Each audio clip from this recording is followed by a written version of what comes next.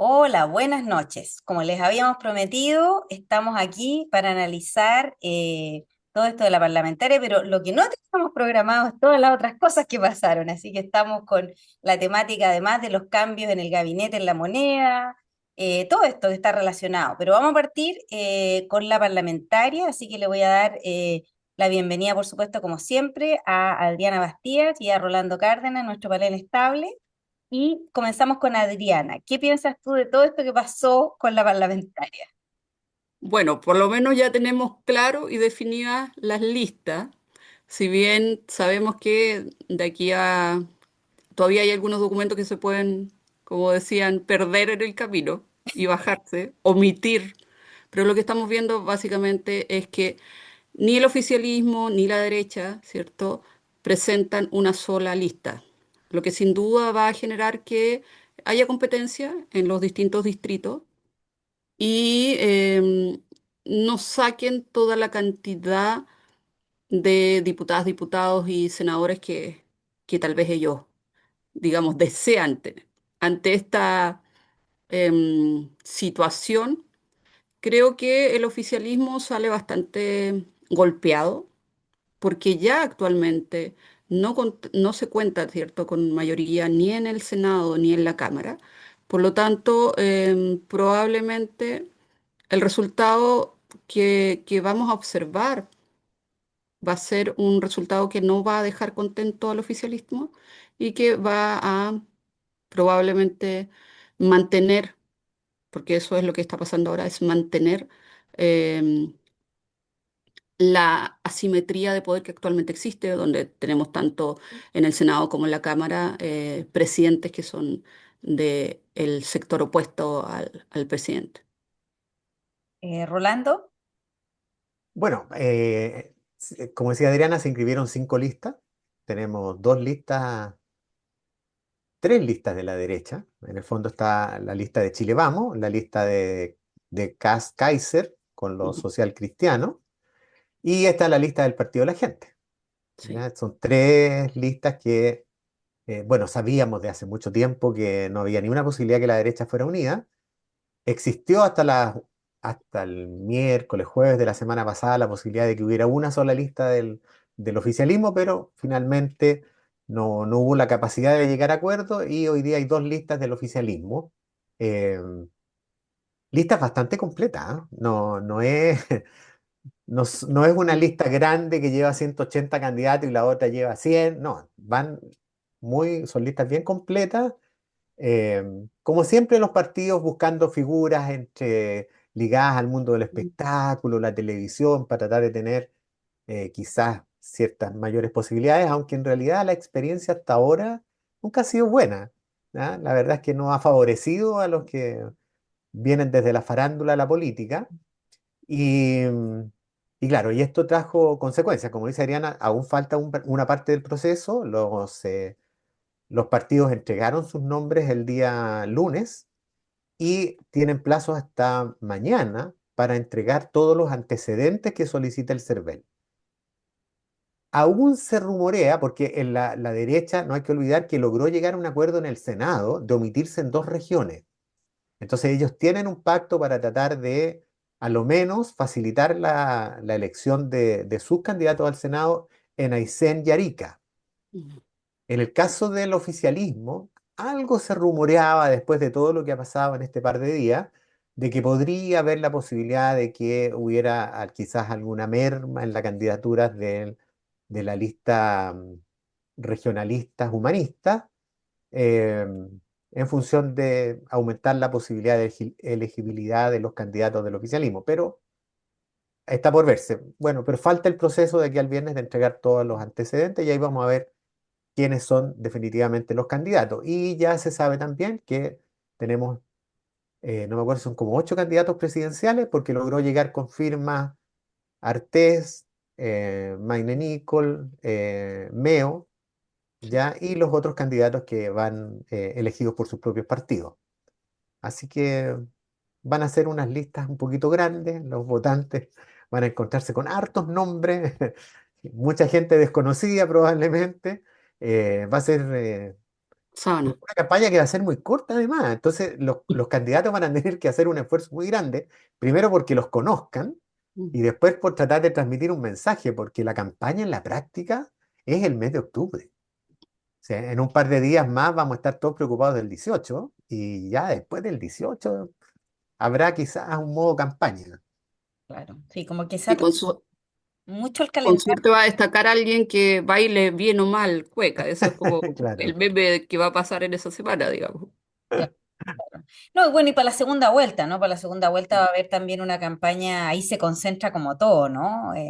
Porque tenemos bien claro, yo creo a estas alturas que Kass y Jara van a pasar a segunda vuelta y esa va a ser una pelea, igual que la vez anterior, hace 4 años atrás, que la pelea entre Kast y Boric fue súper fuerte ese último 3 semanas, ¿no? Que hubo entre una elección y la otra.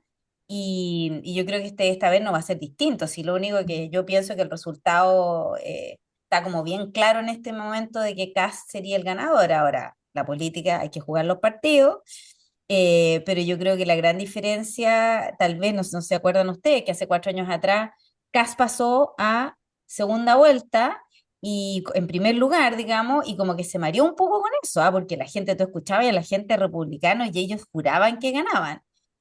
Yo creo que ahora va a ser lo contrario, o sea, acá seguramente va a pasar en segundo lugar a la segunda vuelta y va a pasar lo contrario. Janet Jara no va a lograr tener los votos para llegar a segunda vuelta y casi. Entonces, como que se está dando vuelta la cosa, creo yo. No sé qué opinan ustedes. No sé, Adriana. A ver, bueno, sí, yo creo que probablemente ellos sean los actores que pasen a segunda vuelta. Y vamos a ver, ¿cierto? Un poco el relato que se ha visto, ¿cierto? Las dos extremos, extrema derecha, ¿cierto? Versus extrema izquierda, con discursos bastante repetitivos que lo hemos visto hasta ahora, ¿cierto? Em, Antifascismo, anticomunismo, y, y van a ser los discursos que se van a escuchar. Ya los vimos un poco en la presidencial anterior, ¿cierto? Pero claro, ahora parecieran más extremos aún. ¿Qué es lo que va a pasar o cómo va a afectar probablemente las parlamentarias? También va a ser un buzón de votos así que van a acumular y que va a ser interesante para la persona, ¿cierto?, que finalmente se obtenga el cargo de presidente o presidenta, porque va a tener que trabajar con ellos, más allá de que CAS diga que lo va a hacer por decreto. Sabemos que es difícil en un país tan tradicional como Chile, que tiene los tres poderes, ¿cierto?, del Estado, dejar uno afuera, aunque lo quieran, ¿ya? No es lo más republicano y Chile tiene una tradición republicana que también de alguna forma trata de mantener el tiempo. Em, Así que creo que las parlamentarias van a ser un termómetro muy interesante de lo que va a pasar en segunda vuelta. Vamos a ver qué pasa, finalmente, qué listas se imponen. Me llama la atención, por ejemplo, que en el distrito 15 tenemos cierto dos diputados que eran o que venían por el PPD y ahora, cierto, los observamos en listas separadas. Y eso también, a pesar de que el PP mantiene dos opciones, sí parece interesante que los dos diputados actuales estén en listas opuestas, o no opuestas, pero sí que van a competir de alguna forma por el mismo saco de votantes o la misma tendencia. Claro. Sí, eso es interesante. Oye, mira, a propósito de lo que decía Adriana, pero mira, en función de ser preciso, Kass Sí. nunca dijo que iba a gobernar por decreto. Quien sí lo dijo fue Evelyn Matei. Lo que pasa es que pasó inadvertido, pero fue ella la que lo dijo. Ahora, es interesante lo que ha pasado. Después nos vamos a meter en el tema del cambio de gabinete, pero la conformación de las listas que generó una fisura también, porque si se han fijado, quien va a ganar la elección es el que cometa menos errores. Todo el mundo coincide en eso.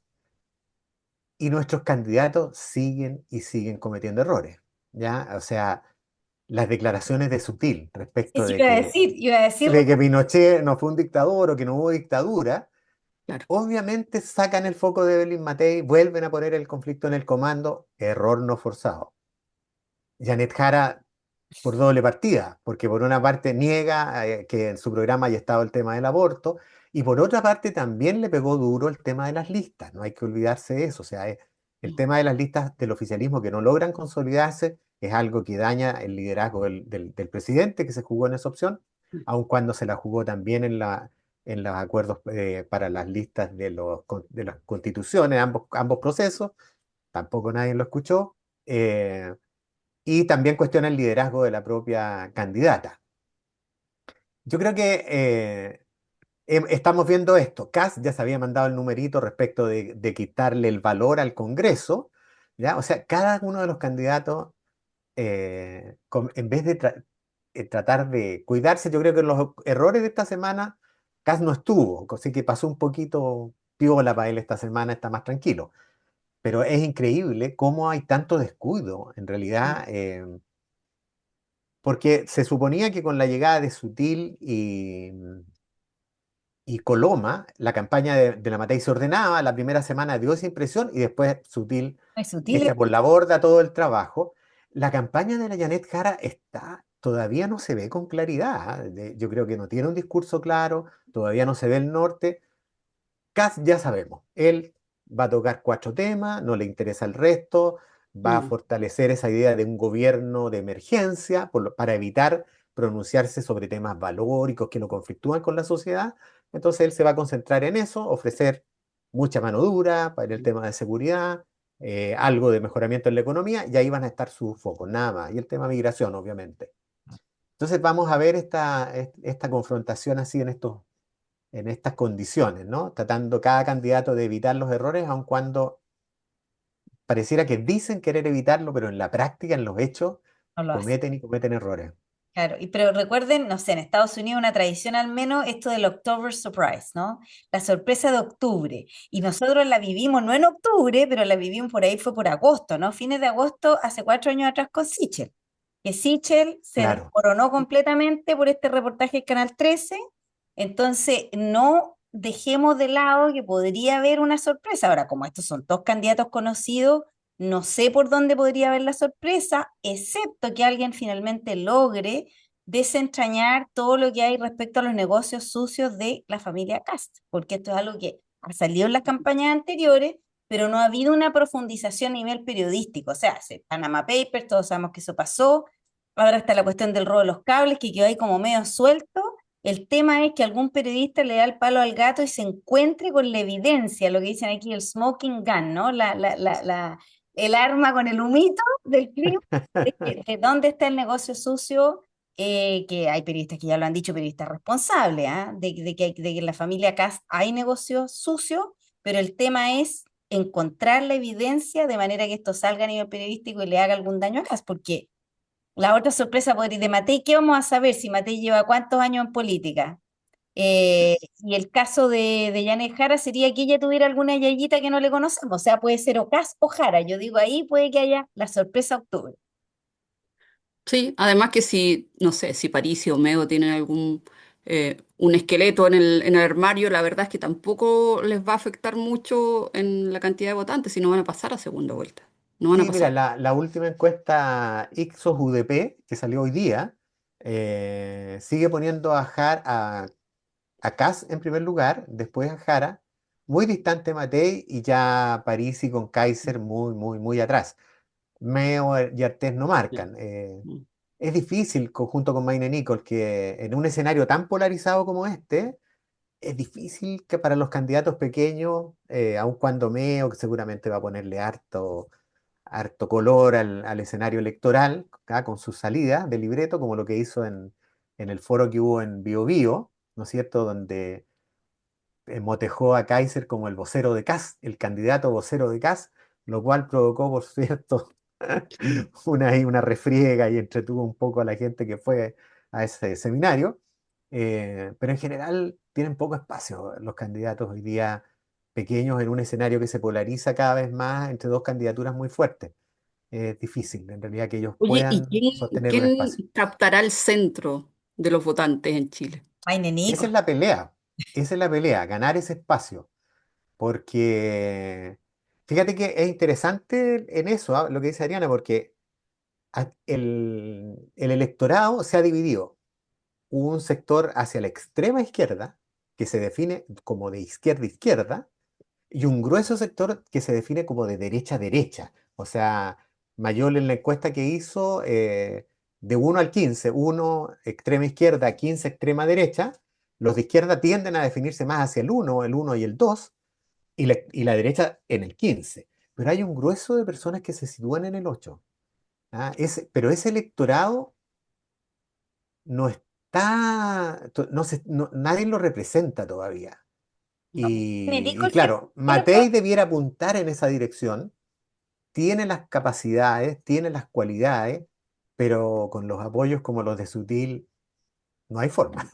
claro, pero una de esas Maine Nichols da la sorpresa, porque él es un candidato 100% centrista. O sea, es como tipo demócrata cristiano, digamos, en la postura que él tiene.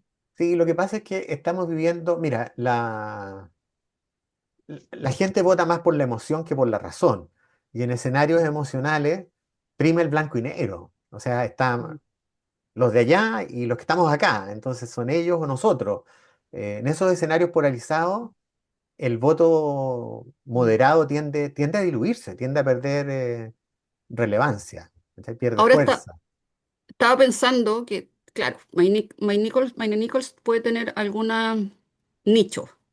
Un nicho importante pudiese ser, ¿cierto?, el mundo del fútbol. Y vemos en el partido de ayer, ¿cierto?, en Argentina, todo lo que pasó en la violencia en los estadios, en la Universidad de Chile, chilenos que efectivamente están con peligro, ¿cierto?, están muy graves. Por lo tanto, claro, todavía no hemos escuchado el discurso, y tal vez pudiese aprovechar y ahí obtener un poquito más de alguna forma de prensa en este momento.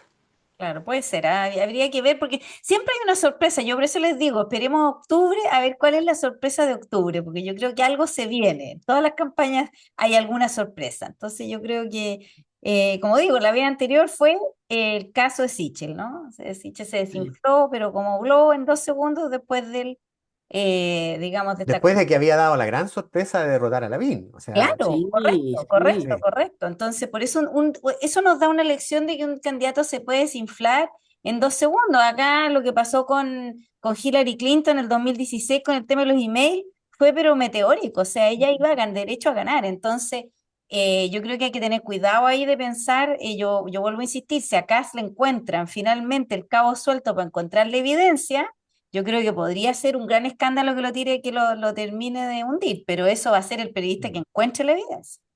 Pero fíjate que ahí Hillary Clinton, a ver, ahí tú tienes un caso que es similar como lo que pasa hoy día, porque Hillary Clinton era la candidata de la élite, era la candidata del progresismo, ¿ah? Era la candidata que tenía que ganar.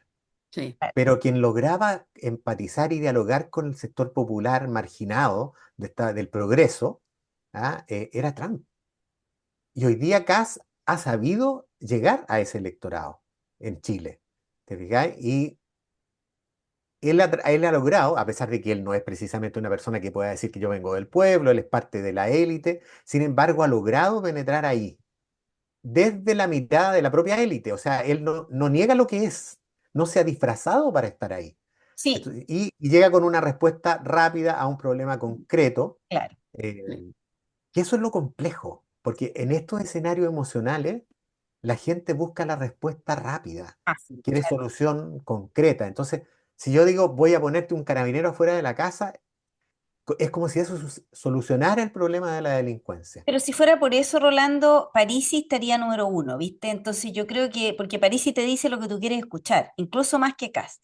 Yo creo que en el caso de Kast tiene que ver más que nada con, que, como dices tú, hay dos teclas, inmigración y seguridad. Y como él toca esas dos teclas monocorde y eso es lo único que toca, la gente se identifica. Pero yo no creo, por ejemplo, que hay un fanatismo dentro de ese electorado, digamos, de bajos recursos por Kast de la manera que lo hay acá con Trump. Entonces yo creo que si le sacan alguna yayita importante que finalmente logre, digamos, bajar a Kast, yo creo que ahí Kast correría peligro porque yo creo que la gente no tiene así un cariño fanático por Kast de la manera que Trump. Pero piensa, pero es que es súper interesante lo que decía Alicia. Pero piensen en Trump. Trump no tenía un cadáver adentro del closet, tenía decenas de cadáveres adentro del closet. Y Claro. sin embargo, igual votaron por él. Sí, Y pero aquí hay fíjate, razones Y dos veces. sociológicas, sí, pero hay razones que tienen que ver con un tema que yo les voy, porque para el electorado chileno de repente es difícil entender. Trump no hubiese ganado en la primera elección, por ejemplo, si hubiera sido como en Chile, un hombre, un voto, no gana, no tenía los votos para ganar. Y en esta segunda elección gana rajuñado, o sea, por casi nada. Entonces, ojo ahí, porque él no es que gane, o sea, él en una elección, en un voto del 2016 perdió. Y en esta segunda elección sale rajuñado. Entonces, este país está dividido, partido en dos muy fuertemente, y hay un tema de que también el Partido Demócrata es, o sea, si el oficialismo en Chile tiene problemas, no se ponen de acuerdo y qué sé yo, son mucho más coherentes que el Partido Demócrata. El Partido Demócrata en este minuto sufre una incoherencia enorme. Entonces, ese es el problema. Aquí no dan alternativas. En Chile hay alternativas claras. Es esto o esto. En Estados Unidos la alternativa del Partido Demócrata es pésima. Entonces, hay que entenderlo por ahí también, porque todos estos estados del norte de Estados Unidos que son demócratas tienen altísimos niveles de impuestos. Nueva York es un escándalo. ¿Y tú crees que esa gente tiene mejor condición de vida, tienen beneficios mayores, etcétera, etcétera? No. Entonces ahí está el problema. California es un escándalo lo que cuesta vivir en California, una vivienda, Nueva York lo mismo. Entonces la gente no ve resultados con esos gobiernos demócratas. Entonces, ojo ahí. Yo creo que se entiende mucho más el fenómeno acá cuando uno lo explica así, de que pasan todas estas cosas que no son la lógica de lo que pasa en Chile. En Chile, si nosotros miramos números duros y puros, hay cosas en las cuales la derecha claramente ha hecho mejor que el oficialismo y otras en las cuales indiscutiblemente el oficialismo, incluyendo el tema de la delincuencia y todo eso, lo ha hecho mejor que lo hizo la derecha. Entonces, si tú miras el número, hay ciertos resultados que la gente lo reconozca o no lo reconozca, son así. Aquí en Estados Unidos la cosa es más compleja, porque el Partido Demócrata se ha mandado en el último tiempo, además, están en este minuto desnorteados, 100% desnorteados, o sea, no tienen norte. Así que esa es la me realidad. parece que, pero el progresismo en el mundo está un poquito sin norte. Es cierto. Creo que ese es un fenómeno global. Claro, y sobre todo el liberalismo woke. O sea, eso es lo que más ha desnorteado a la izquierda. Yo creo que eso ha sido uno de los problemas mayores, tanto en Estados Unidos como en Chile, porque tocan teclas que son de un electorado de un 2% y a la mayoría de la gente no le interesa. Se trata esta discusión del aborto, por ejemplo. No es algo que en Chile vaya a marcar el termómetro por un lado para otro, que en otros lados tal vez sí, tal vez no, pero en Chile no. O sea, ya que sacamos las tres causales, eso tenía el apoyo de la mayoría de la gente, pero el aborto libre te escuchan montones de mujeres que te dicen, no, yo no estoy de acuerdo con el aborto libre. Mm. Entonces yo creo Bueno, que, las encuestas sí lo indican también. claro, entonces no es la realidad de decir, ya, este es un tema, no, es un tema que le importa a un grupo pequeñísimo de gente. Entonces, bueno, antes que nos vaya el tiempo, Sí. vámonos a la debacle de el tema, digamos, de ministerio, porque ya sabíamos, ¿no? Que se venía algo, pero bueno, lo de Esteban Valenzuela yo creo que a todos nos tomó por sorpresa, y lo del ministro Marcel, y en el más encima, al día siguiente, esto es como que se te cae el fichero, así empiezan a caerse los libros de la estantería y efecto dominó. ¿Qué piensan ustedes? ¿Están relacionados ambos o no tienen nada que ver? Adriana. Yo creo que, que hay momentos, ¿cierto? Cuando ya sale un ministro que en general, ¿cierto?, ha sido bien evaluado por el mismo presidente, y al día siguiente sale tu ministro de Hacienda, Marcel, que era quien también te firmaba esa estantería, ¿cierto? Eh, Todo lo que era economía estaba respaldada por el liderazgo, la experiencia que tenía Marcel. Y eso había dejado, ¿cierto?, una gran cantidad de empresarias y empresarios tranquilos por el manejo que tenía él. Entonces yo creo que sí están conectados, o sí hay señales políticas. Todo es político en este, más los personajes que estamos hablando. O sea, no es que Marcel no sepa las consecuencias que tenga que al día siguiente de haber el presidente pedido la renuncia al ministro Esteban Valenzuela ¿cierto?, del Frente Regionalista Verde, del, él sabía claramente que su renuncia al día siguiente iba a tener un remesón político y lo hizo igual. Entonces, para mí sí están conectados. Rolando, ¿qué piensas tú? A ver, yo creo que, a ver, son situaciones bien distintas, que yo creo que es importante diferenciarlas, porque la salida del ministro Valenzuela tiene que ver con la conformación de las listas parlamentarias. ¿M? Una Eso consecuencia. es, es una consecuencia pura y dura y directa, ¿ya? Y fue una señal de enojo del presidente, una señal bien incomprensible si uno lo piensa bien, porque más bien lo que pone en entredicho son las posibilidades futuras, porque ¿cuál es la señal que tú das con esto? Es que toda tu preocupación y tu único interés son las parlamentarias, y por lo tanto significa que ya dejaste la presidencial de lado. Esa es una mala señal, pero también es una mala señal al interior del gobierno, porque no es posible que el presidente alguien lo decía hoy día en algún medio de comunicación, eh, por sobre la gestión de gobierno, asuma este tema más político, ¿ya? Y castigue a un ministro simplemente por la decisión que toma su partido, ¿ya? Porque está bien, Esteban es militante de la federación, pero hoy día estaba dedicado a una labor de gobierno, no es dirigente del partido, no participa en el órgano colegiado, directivo máximo del partido, etcétera. O sea, claramente tienen roles diferenciados. Entonces, es una señal, no sé qué es lo que quiso hacer el presidente, quizás una señal de autoridad, eh, creo que fue hasta la propia senadora Sepúlveda, que no pudiéramos decir que una furibunda partidaria de Esteban, manifestó su disconformidad con una decisión que dijo que era inoportuna, que no correspondía, que generaba ruido, no tenía mucho sentido hacerlo, además en un gobierno que ya está terminando. Sí. Claro, Eh, y uno ve también las reacciones, ¿no? O sea, si uno ve parte del oficialismo y la oposición criticando duramente al ministro, los gremios empresariales defendiendo la gestión que había hecho Esteban, porque fíjate que finalmente aquí lo que importa, como ustedes dicen, son los datos, son los números.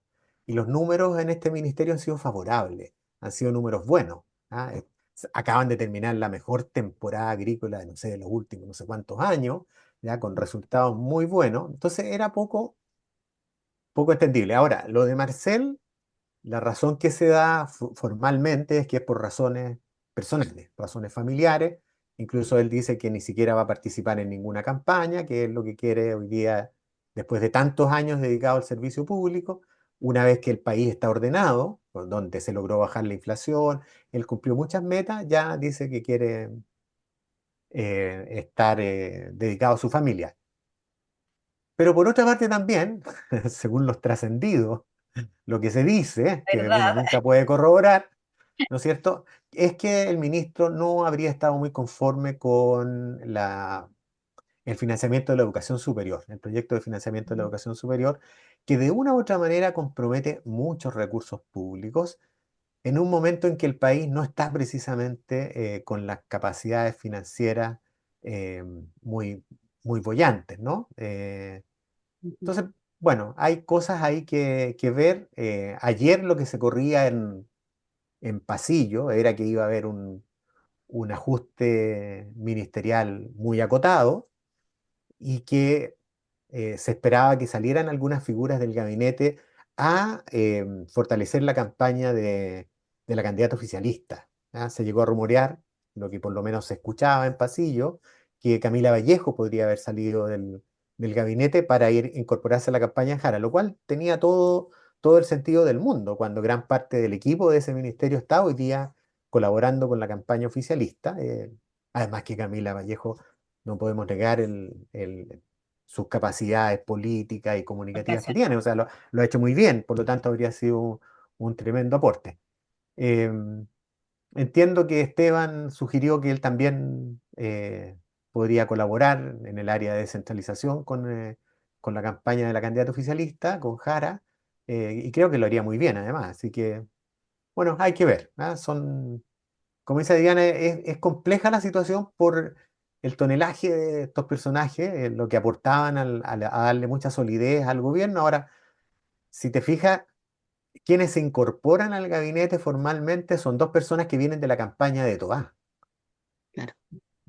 La actual ministra Fernández había renunciado en mayo a la subsecretaría para incorporarse a la precampaña de Carolina Toá, a la primaria, Y Álvaro García era el que dirigía su equipo de contenido de la primaria, de Toa, y ellos vienen a reforzar. O sea, el socialismo democrático sigue aportando figuras para fortalecer la gestión gubernativa, ¿no? Es una señal interesante que hay que mirar, entendiendo que queda muy poco tiempo y que en realidad, ¿qué puede hacer una persona que recién llega, por más que conozca el ministerio, que haya tenido experiencias anteriores en este mismo proceso? Tú en 6 meses es muy poco lo que puedes hacer, salvo mantener un poquito el rumbo de lo que ya está encaminado, ¿no? Pero ha sido una semana bien compleja que yo creo que están tratando de recomponer, porque si quedan las relaciones muy quebradas, eh, lo que se afectan son las campañas políticas, en definitiva, ¿no? Los resultados que podría tener el gobierno, ¿no? Así que no ha sido fácil esta semana. No, yo creo que no, y como dices tú, Rolando, yo creo que todos coinciden que esto es una mala señal desde Alejandra Sepúlveda, como dices tu nueva amiga, precisamente Esteban Valenzuela, y da como de fuera la impresión de que esto es como una pataleta del niño terrible, o sea, esa es como la impresión que queda, ¿no? Y no es bueno eso tampoco para un presidente que tiene que mostrar también una cosa de ser estadista, ¿no? Que es lo que uno espera. Por un lado eso, y por otro... em, también era lógico pensar que podía haber alguna consecuencia. Ahora, no en el caso del ministro Valenzuela, porque como dices tú, no tiene, digamos, con los resultados que tenía el Ministerio de Agricultura no tenía sentido, pero por otro lado, tampoco nosotros sabemos las negociaciones de pasillo que hubo, porque yo no me imagino que Boric antes de hacer esto no haya hablado con Esteban y le haya dicho, oye, yo necesito que tú intercedas en tu partido, que hagas algo, porque esto no puede ser. Y, y ahí a lo mejor está también la falta de muñequeo político de nuestro exministro, po, que no logró convencer a Mulín. No sé qué piensan ustedes ahí. Es que mira, yo creo que las decisiones que toman, a ver, conversábamos antes, ¿no es cierto?, cuáles son las motivaciones que tienen los partidos. Yo creo que hoy día, en en un espacio muy fragmentado hoy día, o sea, hoy día tenemos como 24 partidos. Sabemos que hay requisitos legales para que los partidos puedan subsistir, que tiene que ver con una cantidad determinada de electores, un porcentaje, pero también con una cantidad mínima de parlamentarios. Entonces, los partidos van a luchar por lograr esos mínimos, ¿ya? Y si tú no se los entregas, es muy difícil que logres coalición, porque aquí todo se ha centrado en la federación regionalista, pero no olvidemos que aquí también, en conjunto con ellos, arman esta lista Acción Humanista.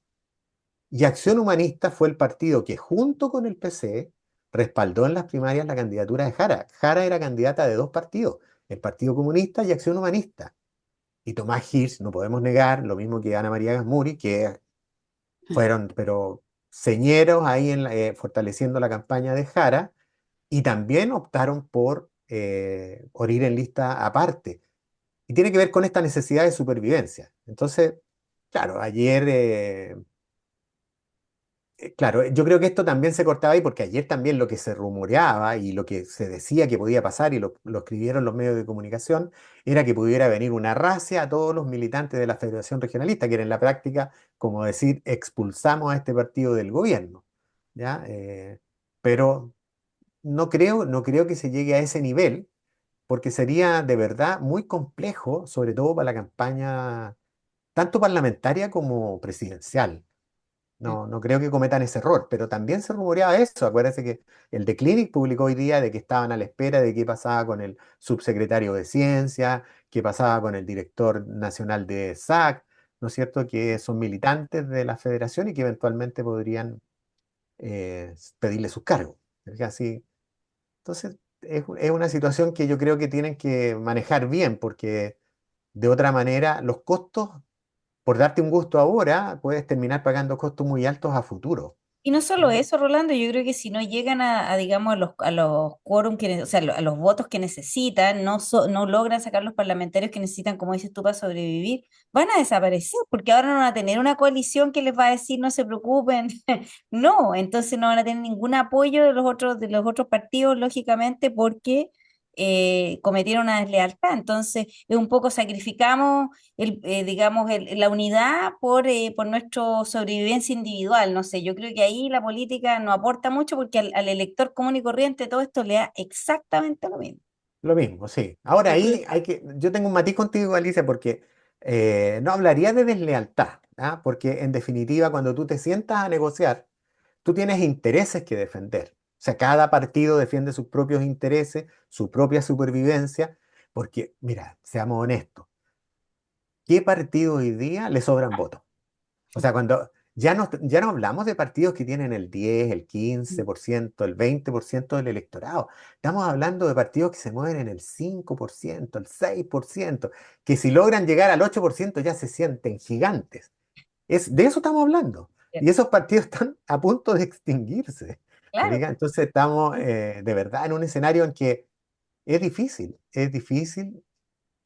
lograr eso. O sea, piensa tú que yo creo que si no, si no se arma una segunda lista, la democracia cristiana quizás no habría tenido posibilidad de cupos. Claro, yo creo que parte de la pelea fue, Hubieran, claro, tendría que haber sido algún pacto de omisión, ¿cierto? En algunos estar y en otros no estar, y eso también iba a tener consecuencias para ellos. Ahora, yo no sé si esto efectivamente, ¿cierto? Es consecuencia de cómo se dio las dos listas del oficialismo. Creo que es un gustito que al final la más afectada es la candidatura de Jara. Entonces es casi como dispararse a los pies. Y mantener esto en la palestra, en los diarios, la verdad es que es un daño que yo siento, creo, que le están haciendo a la candidatura oficialista. Claro. El mostrarse, ¿cierto?, separados, porque incluso si ellos hubieran puesto las dos listas, pero se hubieran mantenido unidos bajo la candidatura de Jara y esa haya sido como el eslogan que haya presentado, no hubiera pasado a mayores y no se hubiera afectado tanto como se pudiese ver afectada ahora la candidatura de Jara, considerando que, claro, hay algunas razones, como por ejemplo que Calisto esté en la lista regionalista verde, pero también tenemos a Jadwe, que están más o menos en situaciones judiciales similares. Entonces, claro, no hay como una coherencia en el discurso, como que se caen un poco. claro. Ahora, mira, y eso también tiene que ver con lo raro de la decisión, porque Jara había dado vuelta a la página. De hecho, Mulet sigue siendo parte del comité estratégico de la campaña de Jara. O sea, no se han retirado Mm. todas las dos listas todos los partidos están tras la candidatura de Jara. Es cierto que esto afecta el liderazgo de Jara, obviamente, porque ella trató de que hubiera una sola lista y no se logró. Entonces eso cuestiona, obviamente, su liderazgo. Pero los partidos estaban cuadrados con ella, y eso no estaba en cuestión, ¿ah? Porque de otra manera no se entiende. Esto no es que un grupo de partidos, estos dos partidos se hubieran retirado, ¿ya? Y retiraban el apoyo a su candidata, no es así. A mí Así eso me que, llama mucho la atención porque Boric, desde el acuerdo, ¿cierto? Para cuando hubo el 18 de octubre, siempre se mostró como más moderado, como como alguien que dialogaba, ¿cierto? Que estaba ahí por los acuerdos y todo. Y me llama la atención este golpe de timón.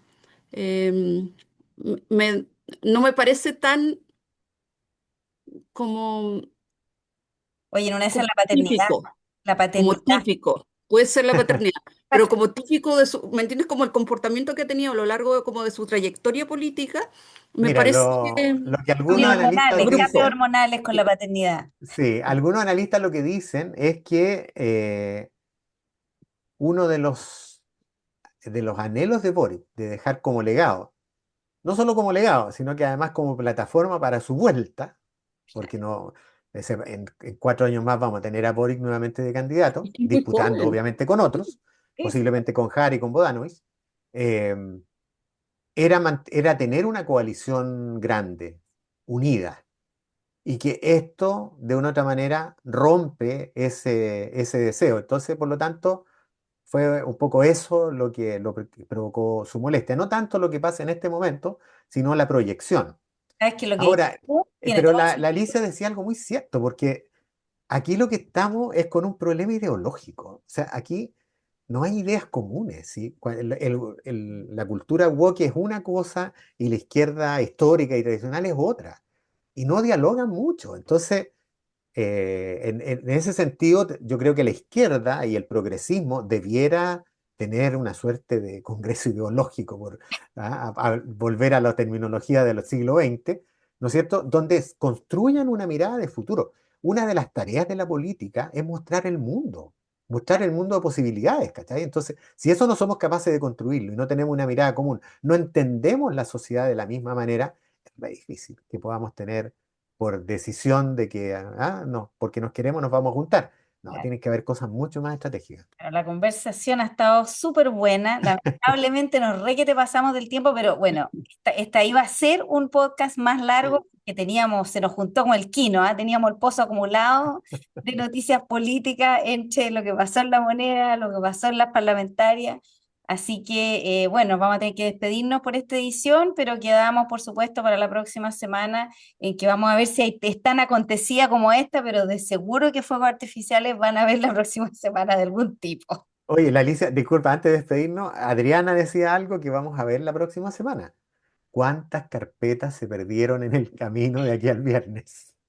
Ya íbamos a ver la lista final de parlamentarios. Claro, al final las carpetas perdidas va a ser la temática del próximo podcast. Un Así, pacto por omisión obligado. Claro. por coerción, por lo que sea. Claro. Sí. Claro, van a secuestrar carpetas, lo que haya que hacer. Bueno, nos despedimos, que tengan un excelente fin de semana y estamos en un nuevo diálogo regionalista la próxima semana. Muy buenas noches. Buenas Bueno. noches.